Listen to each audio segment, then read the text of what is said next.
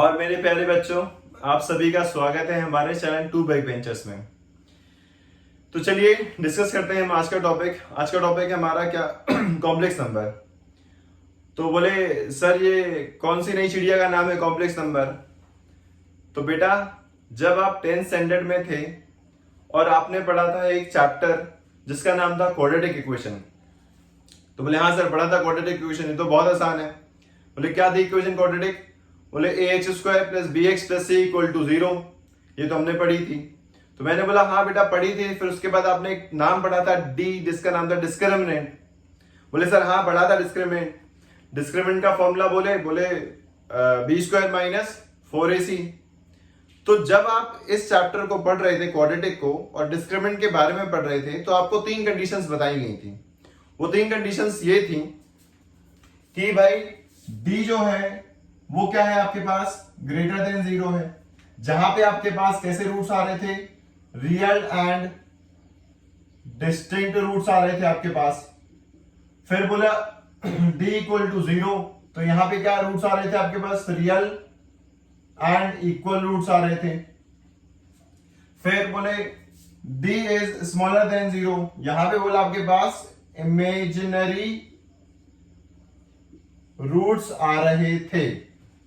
तो ये आपको जब भी आपको पढ़ाया गया तो आपको ये पढ़ा दिया, क्वेश्चंस भी करा दिए, इसके क्वेश्चंस भी आए, लेकिन आपको सिर्फ ये बताया गया कि इसके रूट्स इमेजिनरी होते हैं। तो उस टाइम हमारे दिमाग में क्वेश्चन आता है इमेजिनरी होते हैं तो होते कैसे होंगे, ये दिखते कैसे होंगे? भाई अगर रियल है तो उसका आंसर आ रहा है 2 - 2 - 3 -4 6 8 9, कुछ भी एक आंसर आ सकता था जिसको हम एक रियल नंबर 9 में रिप्रेजेंट कर सकते हैं। हमने बोला कि भाई d इक्वल टू 0, यहां पे भी रियल नंबर है। रियल नंबर है मतलब रियल एंड इक्वल का मतलब हुआ कि दोनों रूट्स कैसे आएंगे बराबर। अगर एक 2 आ रहा है तो दूसरा भी क्या आएगा, 2 आएगा। एक राम आ रहा है तो दूसरा भी क्या आएगा, श्याम आएगा। मतलब दोनों क्या होंगे, बराबर होंगे। राम और श्याम तो क्या हो गए, डिस्टिंक्ट हो गए ना। राम और दूसरा भी क्या होगा, राम। अगर एक श्याम आ रहा है तो दूसरा भी क्या आएगा, श्याम आएगा। लेकिन बात करते हैं किसकी, थर्ड कंडीशन की। यहां पे आपको d की वैल्यू नेगेटिव बता के बोल दिया भाई ये इमेजिनरी है, और इस चीज को आप कब पढ़ेंगे, 11th स्टैंडर्ड में पढ़ेंगे, ऐसा आपके टीचर ने बोला। तो भाई वो जो चैप्टर था, वो जो पार्ट था d इक्वल टू 0, अब आपकी जिंदगी में एक समस्या डालने वाला है, और वो जो समस्या है उसका नाम है कॉम्प्लेक्स नंबर। ये बहुत ही इंपॉर्टेंट चैप्टर है, बहुत ही फेवरेट चैप्टर है किसका, IIT जेई वालों का। भाई क्वेश्चन देते ही देते हैं, तो यहां पे आपको बहुत ही ज्यादा फोकस होके पढ़ने की जरूरत है। तो आपको सिर्फ एक ये छोटी सी कंडीशन से, d इज स्मॉलर देन 0 से एक नया चैप्टर डेवलप हुआ जिसका नाम क्या रखा गया, कॉम्प्लेक्स नंबर। तो चलिए देखते हैं कि भाई कॉम्प्लेक्स नंबर है क्या।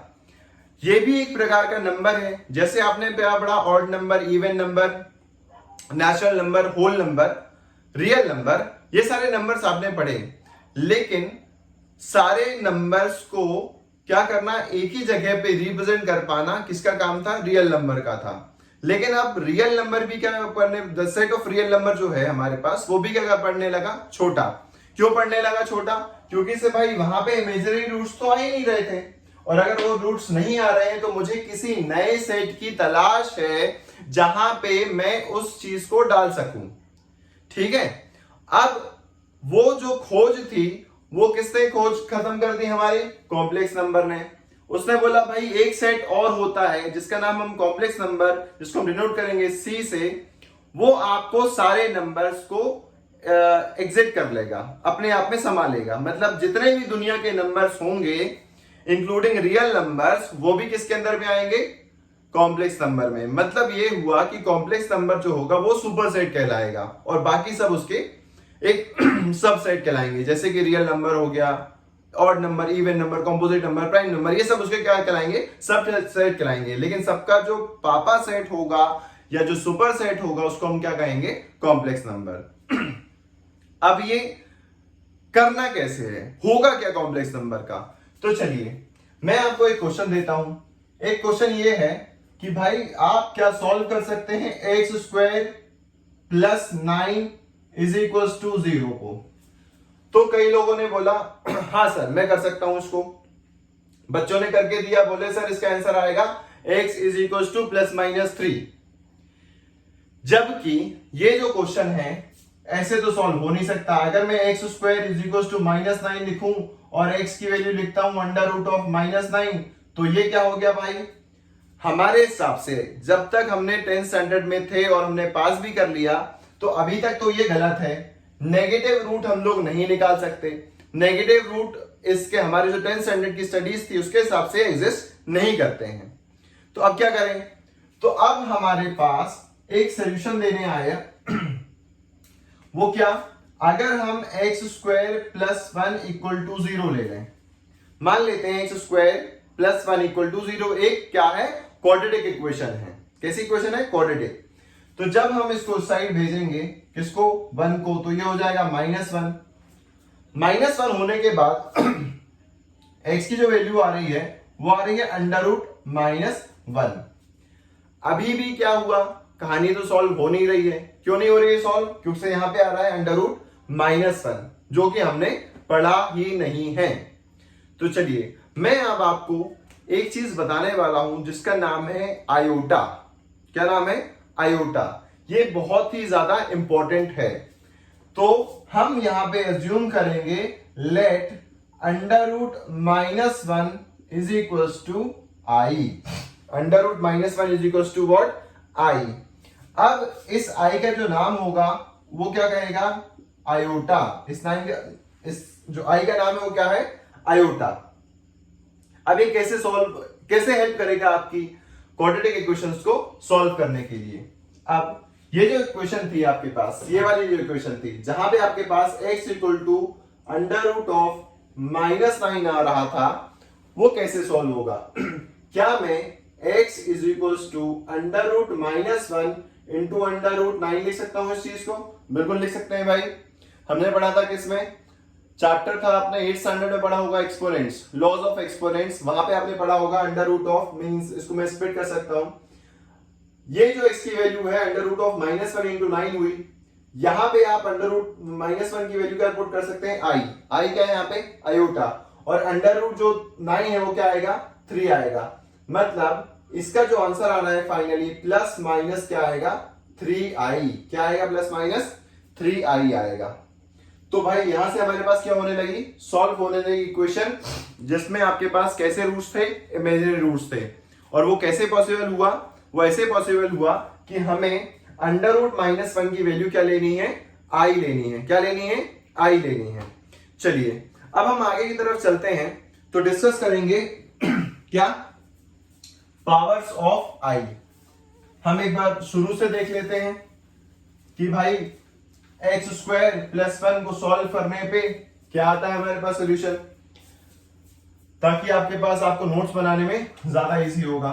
X square plus 1 is equal to 0। अगर ये क्वाड्रेटिक इक्वेशन है तो यहां से x की वैल्यू आ रही है अंडर रूट -1, मतलब x का जो वैल्यू आएगा वो आएगा क्या, i।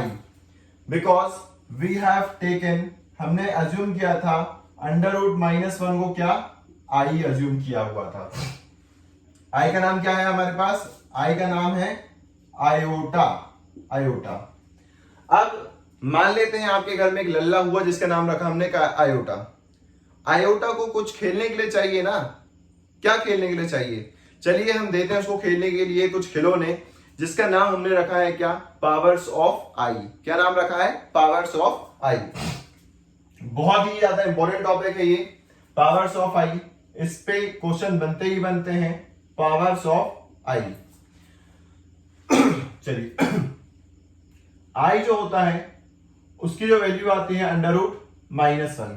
आई जो उसकी वैल्यू कितनी आ रही है, अंडर रूट -1। जब आप इस रूट को यहां ट्रांसफर करेंगे तो आपके पास क्या आएगा, यह आएगा आई स्क्वायर इज इक्वल टू -1। इसका मतलब यह हुआ कि आई स्क्वायर की वैल्यू कितनी आ रही है, -1 आ रही है। फिर ये तो हो गया हमारे पास फर्स्ट केस, ये हो गया हमारे पास सेकेंड केस। थर्ड केस जो होगा इसमें लिखेंगे आप आई क्यूब। आई क्यूब को लिख सकता हूं मैं आई स्क्वायर इंटू आई। फिर हमने पढ़ा आई स्क्वायर की वैल्यू कितनी आ रही है, -1 इंटू आई, तो ये हो जाएगा तुम्हारे पास कितना, -i। Is that clear? चौथा केस डिस्कस करते हैं, i to the power 4। I to the power 4 जब भी हम लिखेंगे तो उसको लिख सकते हैं आई स्क्वायर इंटू आई स्क्वायर। भाई बेस सेम होते तो पावर्स क्या हो जाते हैं आपके पास, ऐड हो जाएंगे, और पावर ऐड होंगे तो आई टू दी पावर 4 बचेगा। अब आई स्क्वायर की वैल्यू कितनी होती है यहां से देखेंगे, -1, तो यहां भी लिख रहा हूं मैं -1 इंटू -1। अब भाई क्या होता है, माइनस माइनस, बचपन में पढ़ा था, minus into minus is plus. Okay, so this is 1, means i to the power 4 की वैल्यू जो आनी है वो कितनी आनी है, 1 आनी है।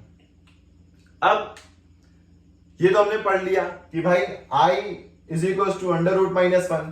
किसी भी क्वेश्चन में आपको i की वैल्यू √-1 नहीं पुट करनी है। भाई √-1 हम i तो लेके आए थे ना, अब वापस से वही वैल्यू पुट कर दोगे, ऐसा नहीं होता। तो हमें ये बात आप गांठ बांध दीजिए कि आपको i की वैल्यू √-1 नहीं पुट करनी है। पहला आप यूज करोगे क्या, पहला आप यूज करोगे i, दूसरा यूज करोगे आप आई स्क्वायर, तीसरा यूज करोगे आई क्यूब, फिर चौथा यूज करोगे आई टू दी पावर 4। चलिए आई की वैल्यू तो आई रहेगी, जब भी आप क्वेश्चंस करेंगे i square is -1, i to the power 3 is -3 and i to the power 4 is 1। तो ये वैल्यूज आपको यूज करनी है अब सारे क्वेश्चंस में, ठीक है। अब भाई क्वेश्चंस कैसे आते हैं वो डिस्कस कर लेते हैं। बहुत ही सिंपल क्वेश्चन से हम लोग क्या करेंगे, चालू करेंगे। पहला क्वेश्चन है हमारे पास यहां पे, example, find the value of i to the power 27, i to the power 27। तो देखिए आपको बहुत अच्छे से बनता होगा, आप पढ़ चुके होंगे, लेकिन मेरी बात सुनिए, आपको आई की कुछ भी पावर दी हो, कुछ भी पावर दी हो, 27, 25, 48, 1008, 2018, कुछ भी पावर दी हो, आपको किससे डिवाइड करना है, उसको 4 से डिवाइड करना है। किससे डिवाइड करना है, 4 से। चलिए देखते हैं कि कैसे डिवाइड करना है। अगर मैं 27 को 4 से डिवाइड करूं तो यहां पे मेरे पास क्या आने वाला है, 4 6 24 अपॉन, अब रिमाइंडर कितना आ रहा है, 3 आ रहा है। तो मतलब मैं आई टू दी पावर 27 को लिख सकता हूं 4 इंटू 6 प्लस 3, लिख सकते हैं क्या, रिमाइंडर थ्योरम के हिसाब से 4 6 24 प्लस 3 इज 27। ओके, फिर हम इसको लिख सकते हैं i to the power 4 to the power 6 into i to the power 3, ऐसा लिख सकता हूं मैं इसको स्प्लिट करके। फिर हम लिख सकते हैं आई की पावर 4 इक्वल टू कितना आता है, 1 आता है। कितना आता है, 1।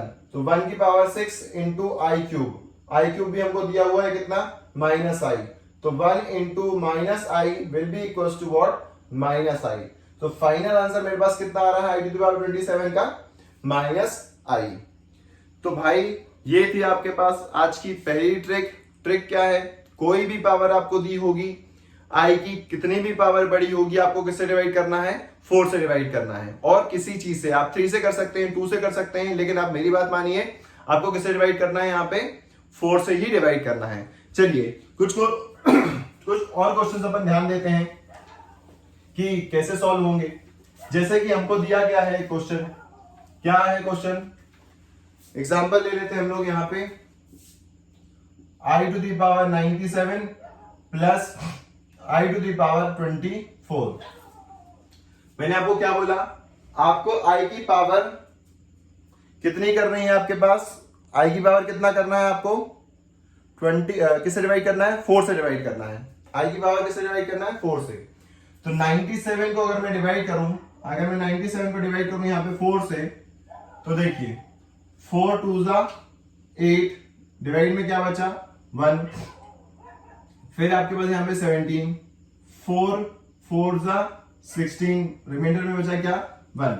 अब रिमाइंडर थ्योरम के हिसाब से मैं इसको लिख सकता हूं i to the power 4 into 24 plus 1, और यहां भी लिख सकता हूं i to the power 4 into 6 plus 0। चलिए इसको लिख सकते हैं i to the power 4 to the power कितना, 24 into what, i plus i to the power 4 to the power 6 into i to the power 0। I to the power 4 कितना होगा, 1 to the power 24 into what, i plus i to the power 24 into कितना आएगा यहाँ पे, i to the power 0 is 1, i to the power 1 to the power 24 is 1, you will get I, okay, then I to the power 4 to the power 6 means this is 1 to the power 6, so you will remain with what, 1 into 1 is 1, so final answer is I plus 1. So in this way, for every question you have to divide your power by what, 4. So here are the few questions I am giving you to solve. Example, first example is I to the power 37 plus I to the power 26. Second is I to the power 24 plus this is I to the power 28, we will take I to the power 57. Third question is I to the power 19 minus I to the power 1008. Fourth question is I to the power 20 plus I to the power 70 plus I to the power 8 plus I. Okay, fifth question is I to the power 0 plus I to the power 1 plus I to the power 2 plus I to the power 3 plus I to the power 4 plus I to the power 5. Okay, so these are the 5 questions I have given you. These are the 5 questions I have given you. Try to solve this question and you can answer in your comment box. Okay.